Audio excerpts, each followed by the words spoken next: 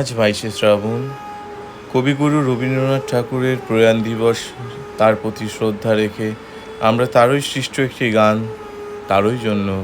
তুমি রবে নীরবে হৃদয়ে মম, তুমি রবে নীরবে নিবিড় নিভৃত পূর্ণিমা নিশীথি নিঃসম। তুমি রবে নীরবে